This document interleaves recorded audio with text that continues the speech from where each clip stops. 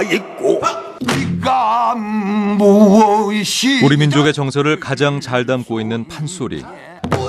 판소리는 오랫동안 남성들의 전유물이었다. 판소리의 미학이 남성의 목소리를 중심으로 되어 있고 내용도 그렇다. 여성적인 것보다는. 원래 이 판소리의 소리는 여성의 성대 이 체질적인 것을 맞지 않았던 것이지요. 19세기 조선 후기 판소리를 개작하고 소리꾼을 길러낸 판소리계의 대부 동리 신재효. 그는 판소리의 새로운 변화를 고민하고 있었다. 그러던 어느 날 그에게 한 젊은 여인이 찾아왔다. 진채선이라는 여인이었다. 신재효는 이 여인을 제자로 받아들였다. 당시로서는 상상도 못할 파격이었다. 그리고 이는 장차 판소리계를 뒤바꿀 커다란 계기가 된다.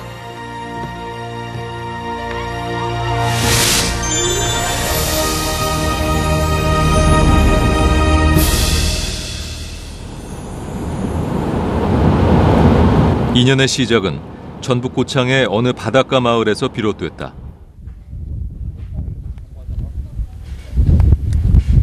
드넓은 갯벌을 가진 바닷가 마을, 전라북도 고창군 심원면.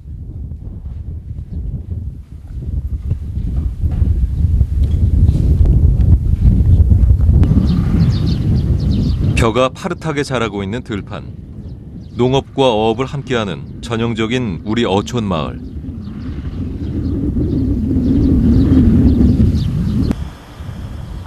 지금은 농사를 짓고 있지만 예전 이곳은 이름난 소금밭, 염전이었다.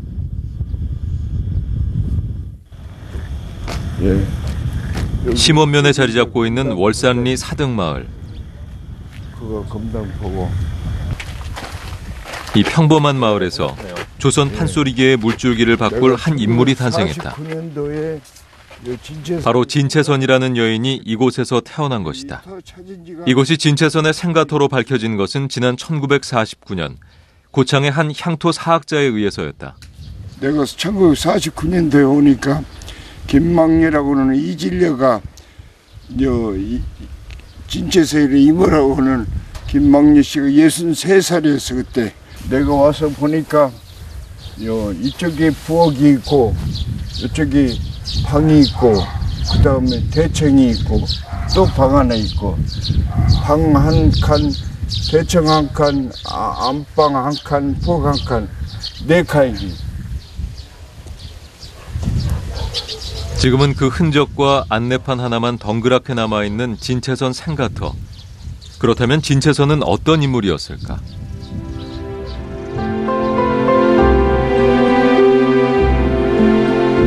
그녀의 이름이 처음으로 기록에 등장하는 것은 조선 창극사.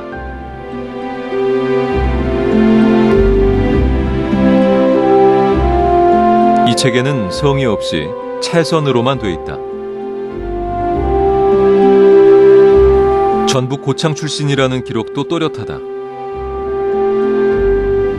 진시들 족보를 싹 뒤었더니 채선이요 성이 진시인지를 제가 밝혀냈죠. 무장 진시인 것으로 밝혀냈죠. 여기 있었던 이제 진채선이 할머니가 이제 혼자 사는 과수 무당이 단골이 되니까 그 진채선이 할아버지가 허우대도 좋고 말이야. 사람 풍채가 근사하거든. 그러니까 기둥서방으로 삼았지. 그래서 이제 아들 낳고 딸 낳고 이제 또 진채선이 손녀까지 난 것이지. 진채선의 할머니와 어머니는 무당이었다. 진채선 그녀도 당연히 무당이 돼야 할 운명이었다.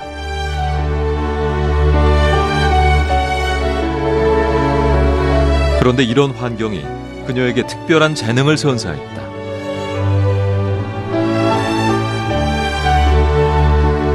무당에 따르니까 노래를 할 수 있고 춤도 했을 것이다. 그리고 또 그렇게 명창이 들 소질이 있었으면 그것도 잘했을 거다 이렇게 봐야죠. 왜 그러냐면 무당에 따른 무당이 돼야 되거든요.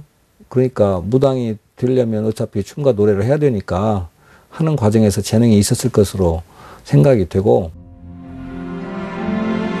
춤과 노래에 타고난 재능이 있었던 진채선. 어쩌면 그녀는 할머니나 어머니와는 다른 길을 걷고 싶었을지도 모른다.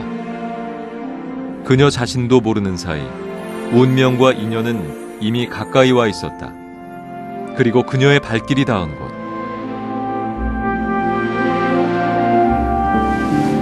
바로 독리정사였다. 독리 신재효가 기거하던 곳, 독리정사.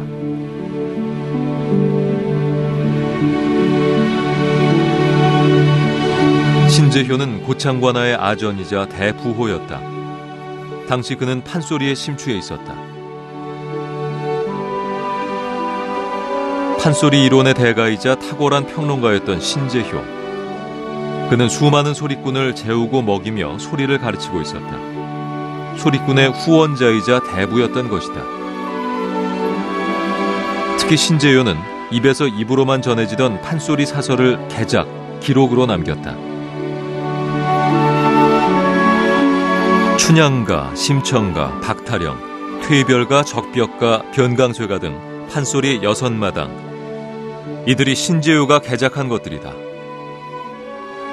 이제 팔도의 명창 지망생들이 신재효를 찾아오고 있었다. 그 당시 명창이라고 생각했던 사람들도 신재효 문화에 들어왔습니다. 판소리 명창이라는 분들이 전부 이 신재효를 항상 인식하고, 그리고 이 신재효를 통해서 명창으로 그 발돋움하려는 욕구를 가졌기 때문에 신재효는 그야말로 이 당시의 천한 그 광대들에게는 하나의 높은 산이었을 것입니다. 그런 높은 산이었고 다가가고자 하는 그런 지도자로 생각을 했었던 것이죠. 그런 신재효 앞에 진채선이 찾아온 것이다. 무당의 딸이었던 진채선. 그녀는 소리꾼이 되길 원했다. 신재효 역시 적잖이 당황했을 것이다. 판소리라는 장르 자체가 워낙에 목이 거칠고 힘들기 때문에 여류에게는 어울리지 않았거든요. 그런데 이제 당돌하게 공부를 하러 오니까 조금 신재효 선생님도 당황하는 측면이 있었겠지요. 그러나 워낙에 이런 쪽에 소질도 보이고 있고 또 워낙에 그 욕심이나 이런 것들도 잘 보여주고 있고, 누구도 상상하지 못했던 여성 판소리꾼. 신재효는 진채선을 제자로 받아들였다.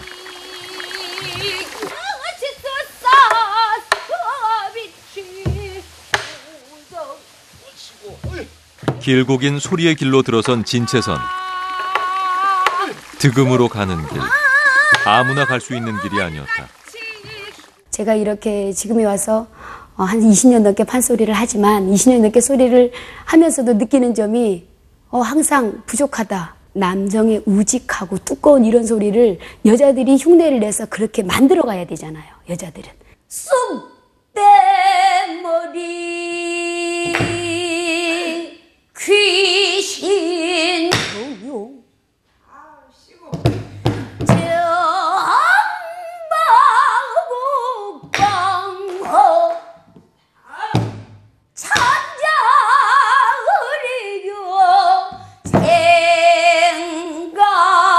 남성들의 전유물이었던 판소리를 여성이 소화한다는 것은 결코 쉬운 일이 아니다.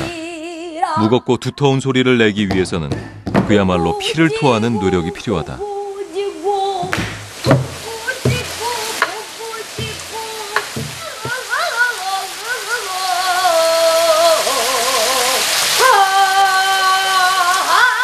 진채선 역시 마찬가지였다. 득음의 경지에 이르기 위해서 목숨을 건 정진이 필요했다. 기가 탈진이 돼서 소리를 많이 해서 힘이 들면 머리를 땅에 박고 일어날 수 없을 정도로 그렇게 힘들더라고요. 저는 해보니까. 많은 시간과 공력을 투자해야 되는 것이기 때문에 정말 오기 끈기